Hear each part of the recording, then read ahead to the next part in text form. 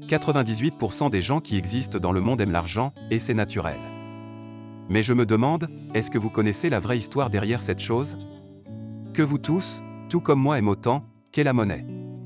Aujourd'hui dans cette vidéo je vais vous révéler ce qu'on vous a toujours caché à propos de l'argent. Alors restez qu'à la fin de la vidéo si vous êtes curieux de savoir. Et surtout n'oubliez pas de vous abonner et d'aimer cette vidéo. Merci. Pour les historiens, l'apparition de la monnaie découle de la répartition des tâches au sein d'une société. Bien sûr, la première forme d'échange a été le troc, l'éleveur échangeait une bête contre des outils fabriqués par le ferronnier.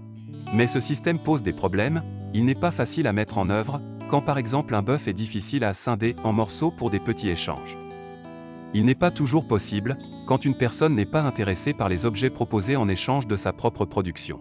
La monnaie résout ces deux problèmes, à chaque objet à échanger, on fait correspondre une certaine quantité de monnaie. La monnaie peut être scindée en fractions, comme aujourd'hui les euros divisés en 100. De nos jours les belles maisons, une jolie voiture et la terre pour presque tout le monde, c'est la richesse, mais saviez-vous que la véritable richesse a longtemps été le bétail, qui servait de base aux échanges ou à l'évaluation d'un bien. Et cela se retrouve dans notre vocabulaire. Pecus, troupeau en latin, est à l'origine du mot pécuniaire. Les têtes de bétail servaient à évaluer une propriété, ou la dot d'une fille dans certains pays, et capu, tête en latin, a donné le mot capital. Des objets auxquels on leur attribuait une valeur d'échange, et qui étaient faciles à stocker, ont parfois initialement servi de monnaie. Il s'agissait de biens directement utilisables comme le sel, qui a servi à payer les légionnaires romains, et a donné le mot salaire. Ou des objets symboliques comme les coquillages, les cauris dans certaines régions d'Afrique. Les pièces de monnaie, en métal, sont arrivées ensuite. D'abord en Anatolie, vers 650 avant Jésus-Christ. Puis en Grèce antique, chaque cité avait une monnaie frappée à son effigie.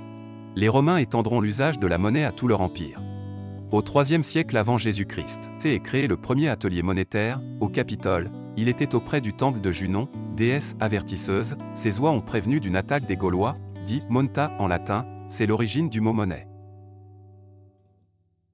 Vous avez peut-être déjà entendu quelqu'un prononcer cette phrase, l'argent c'est le pouvoir.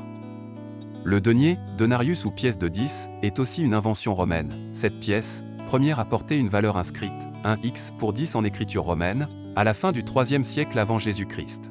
Le système monétaire romain se dégrade avec la décadence. Alors Constantin Ier, au IVe siècle après Jésus-Christ, crée une nouvelle pièce, en or, le solidu, qui deviendra le sol, puis le sou en France. Au fil des siècles, chaque royaume ou empire, pour faciliter les échanges et unifier son territoire, crée sa monnaie, frappée bien souvent du portrait ou de la devise de son roi ou empereur. La monnaie reflétait la puissance économique et militaire d'une nation, d'où la répression inflexible de la contrefaçon monétaire. Mais quelle était la première monnaie internationale? Si vous le connaissez, laissez un commentaire et je donnerai la réponse, en fin de la vidéo. Tout ce qui existe a de la valeur, même le mal. Mais la confiance c'est autre chose. Les monnaies métalliques étaient fabriquées en métal précieux, et avaient une valeur propre, liée à leur poids. En 1685, au Canada, les colons français, confrontés à une pénurie de monnaie, alors ils ont décidé d'inventer la monnaie fiduciaire. Cette monnaie papier, créée sur une carte à jouer portant le sceau et la signature du gouverneur, n'a pas de valeur intrinsèque, elle est fondée sur la confiance des possesseurs. En France, la monnaie de papier apparaît au XVIIIe siècle, avec des billets de monnaie ou des assignats. Et après la Révolution, des banques d'émission indépendantes de l'État sont créées. Mais en 1800, la Banque de France est créée et reçoit en 1803 le privilège exclusif d'émission de monnaie à Paris. La première monnaie véritablement internationale c'est le thaler, qui n'apparaîtra qu'en 1750, l'impératrice Marie-Thérèse de Habsbourg crée le thaler à son effigie, monnaie rapidement adoptée par les colonies espagnoles et anglaises d'Amérique. Mais le nom dollar est une déformation phonétique de thaler.